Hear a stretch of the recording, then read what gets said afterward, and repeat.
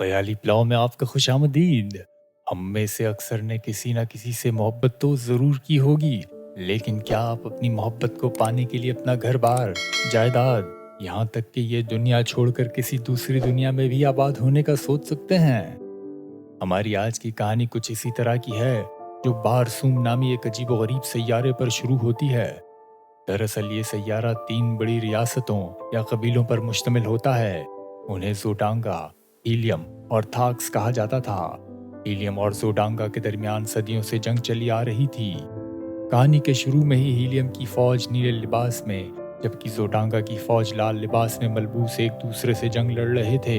اسی لڑائی کے دوران زوڈانگا کے جنرل سے ملنے 3 جادوگر آسمان سے اترتے ہیں اور اسے ایک پراسرار نیلا ہتھیار دے کر کہتے ہیں کہ یہ ہتھیار ان کی دیوی نے بھیجا ہے۔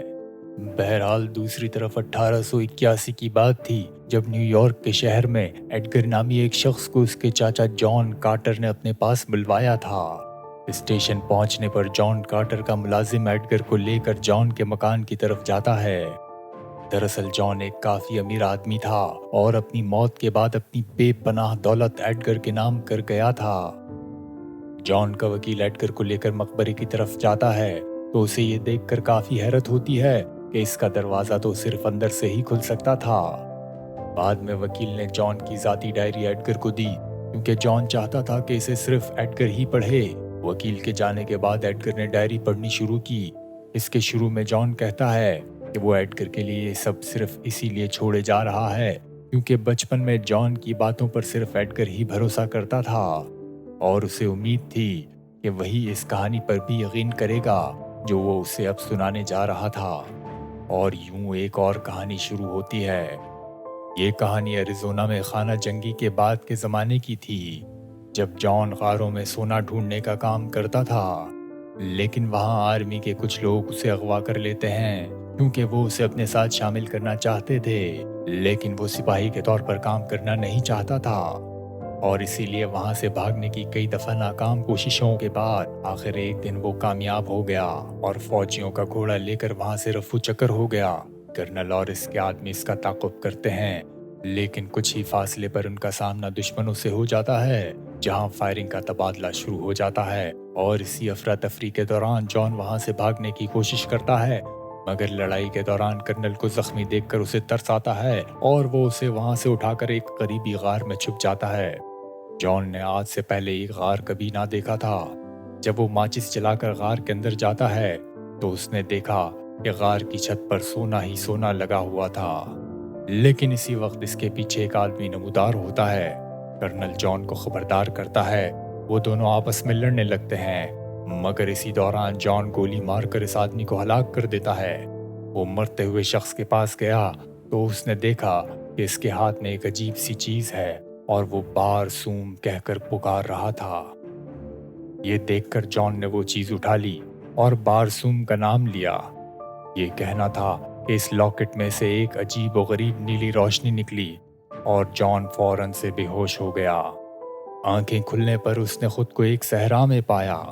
اب وہ اٹھ کر چلنے کی کوشش کرتا ہے، لیکن اسے لگتا ہے کہ وہ چلنے کی جگہ ہوا میں اڑ رہا ہے۔ ہر قدم پر وہ چھلانگ لگاتے ہوئے ہوا میں مطلق ہو جاتا اور یوں ہی اڑتے اڑتے وہ ایک قریبی پہاڑی پر پہنچ گیا، لیکن عین اسی وقت ایک عجیب و غریب 6 ہاتھ پاؤں والی مخلوقوں کا ایک گروہ بڑے بڑے جانوروں پر سوار اپنی طرف آتا دکھائی دیا۔ پہلے تو وہ اس پر حملہ کر دیتے ہیں، مگر اسے اس طرح بڑی بڑی چھلانگیں لگاتے ہوئے دیکھتے ہیں تو فوراً رک جاتے ہیں۔ دراصل یہ مخلوق کوئی اور ہی زبان بول رہی تھی، لیکن پھر بھی کوشش کر کے اسے اپنا نام بتاتے ہیں اور اس کا نام ٹارکس تھا۔ جان نے بھی اپنا تعارف کرایا، مگر وہ لوگ یہ سمجھنے سے قاصر تھے اور وہ سمجھے کہ شاید اس کا نام ورجینیا ہے۔ ٹارکس جان کو پہلے کی طرح چھلانگیں لگانے کو کہتا ہے تو جان انکار کر دیتا ہے اور یوں دونوں میں دوبارہ لڑائی شروع ہو جاتی ہے اور وہ اسے زخمی کر کے یرغمال بنا لیتے ہیں۔ یہ کوئی اور نہیں بلکہ وہیں کا تیسرا قبیلہ تھاکس کا قبیلہ تھا۔ بہرحال ہیلیم اور زوڈانگا کے قبیلے کے درمیان لڑائی جاری تھی، لیکن ہیلیم کی شہزادی ڈیجا نے ایک ایسا ہتھیار بنایا تھا جس کی مدد سے زوڈانگا کو شکست دی جا سکتی تھی۔ लेकिन इस हथियार को दिखाते वक्त एक आदमी चुपके से इसमें खराबी पैदा कर देता है। जोडांगा का बादशाह हीलियम की शहजादी डेजा से शादी करना चाहता था। दरअसल वो इसलिए शादी करना चाहता था क्योंकि अगर ऐसा हो जाता तो वो हीलियम का शहजादा बन जाता और पूरे के पूरे सैयारे बारसूम पर इसकी हुकूमत हो जाती। मगर दोस्तों, खूबसूरत शहजादी इस जालिम बादशाह को बिल्कुल पसंद ना करती थी। दूसरी तरफ थाक्स कबीले के लोग जॉन को अपने साथ लेकर जाते हैं। रात को वहाँ सोला नामी एक औरत जॉन को एक मशरूब पिलाती है और ये मशरूब पीने के बाद जॉन हैरान कुन तौर पर उनकी जबान समझने लगता है। अगले दिन वो थाक से सबके सामने ऊंची ऊंची छलांगे लगाने का कहते हैं। दरअसल उसे इस तरह देखकर उन्हें बड़ा मजा आ रहा था, लेकिन इसी दौरान उसकी नजर लॉकेट पर पड़ जाती है जो इस कबीले के सरदार टार्कस के पास था। इसी दौरान हीलियम और जोडांगा की लड़ाई वहां तक आन पहुंची। इन दो कबीलों की लड़ाई दरअसल थाक्स वालों के लिए तफरीक का बाइस थी और वो एक दूसरे से शर्तें लगाते कि इस दफा कौन जीतेगा। इसी लड़ाई में शहजादी डेजा भी एक जहाज पर बैठी बहादुरी के साथ दुश्मन का मुकाबला कर रही थी, मगर एक हमले के दौरान वो गिर जाती है। जॉन दूरबीन की मदद से ये सब कुछ देख रहा था और इसीलिए उसने एक बड़ी ऊंची छलांग मारकर शहजादी को बचा लिया और उसे बचाते बचाते जोडांगा के सिपाहियों से लड़ना भी शुरू कर दिया। जॉन की इस ताकत की वजह से हीलियम के लोग वो जंग जीत जाते हैं, मगर इसी दौरान उनका अपना जहाज भी गिर कर तबाह हो जाता है। जॉन और डेजा अब थाक्स के कबीले वालों के साथ थे, जहां उनका सरदार जॉन की सलाहियतों से मुतासिर होकर उसे अपने साथ लड़ने पर मजबूर करता है। इसी रात को जॉन और डेजा बात कर रहे थे कि जॉन को पता लगता है कि वो अब जमीन पर नहीं बल्कि मार्स यानी मरीख पर है, जिसे इनकी जबान में बारसूम कहते थे। जॉन और डेजा दोनों इस बात से काफी हैरान थे कि जमीन पर रहने वाला शख्स एकदम मार्स पर कैसे पहुंच सकता था, लेकिन उन्हें पता था कि जमीन पर कशिश शकल ज्यादा होने की वजह से जॉन की हड्डियां काफी मजबूत थीं और इसीलिए वो काफी ऊंची ऊंची छलांगे लगा सकता था।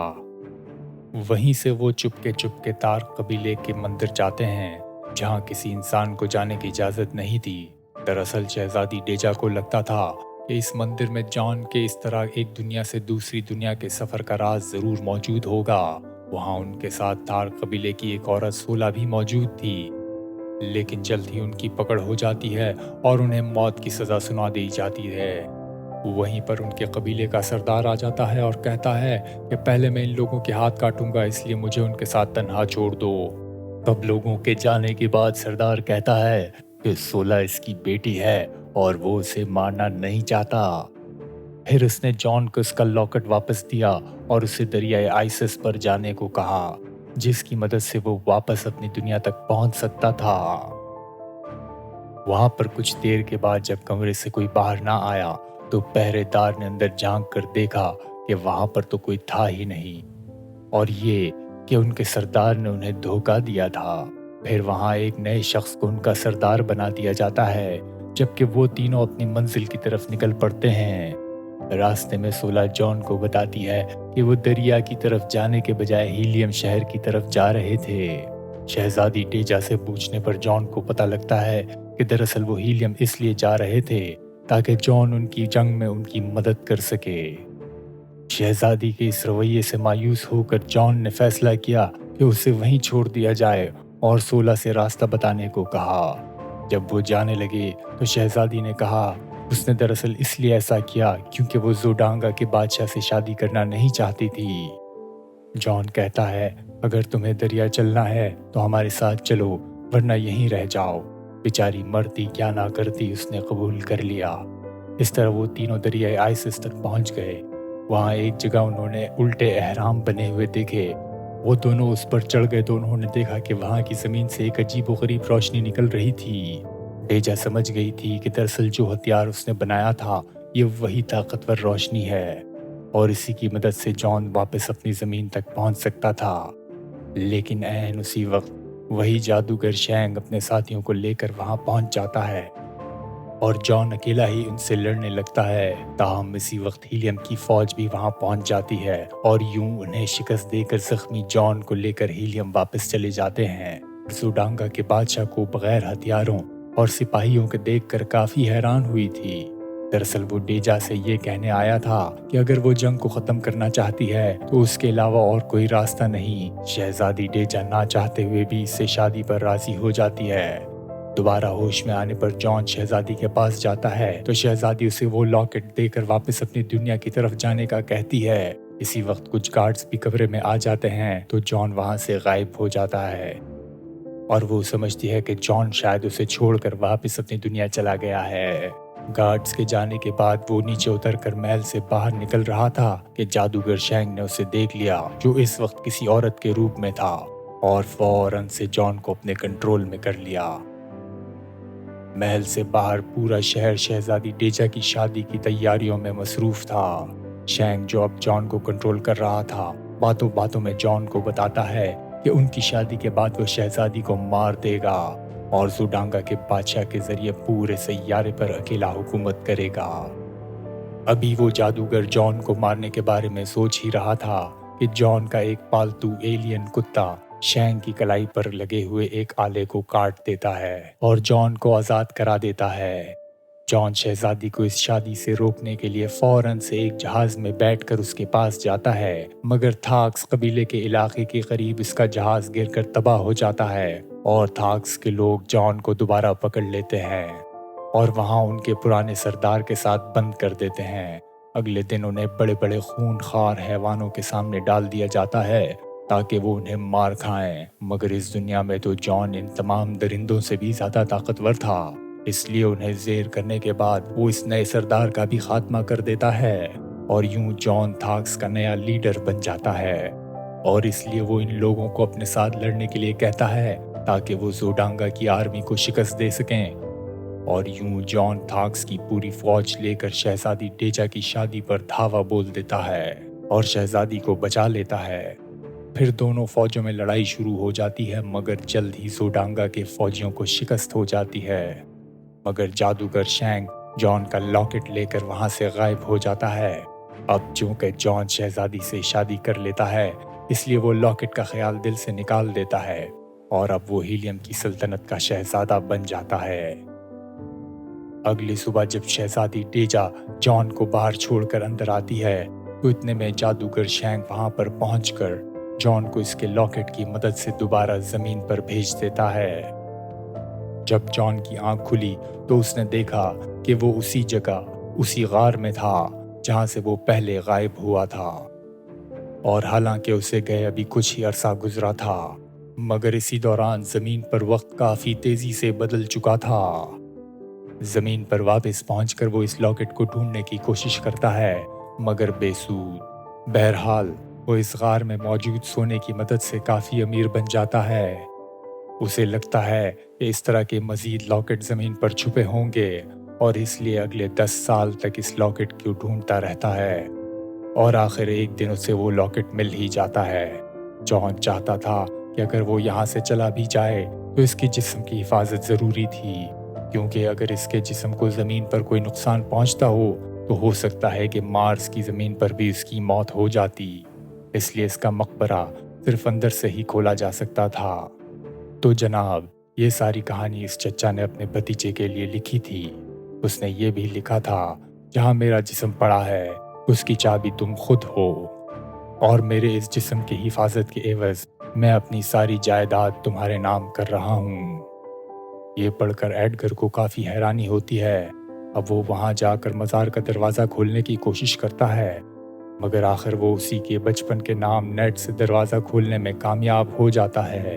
جیسے ہی دروازہ کھلتا ہے، وہی جادوگر جو جان کے جسم کو نقصان پہنچانے کی غرض سے اس کے بھتیجے کا پیچھا کر رہے تھے، وہاں آن پہنچتے ہیں، لیکن اس سے پہلے کہ وہ اس کے بھتیجے کو کوئی نقصان پہنچا سکیں، کسی نے پیچھے سے اس پر گولی چلا دی اور جادوگر کو موت کے گھاٹ اتار دیا۔ ایڈگر اپنے چاچا کو دیکھ کر کافی حیران ہوتا ہے۔ دراصل جان کو وہ لاکٹ سرے سے ملا ہی نہیں تھا۔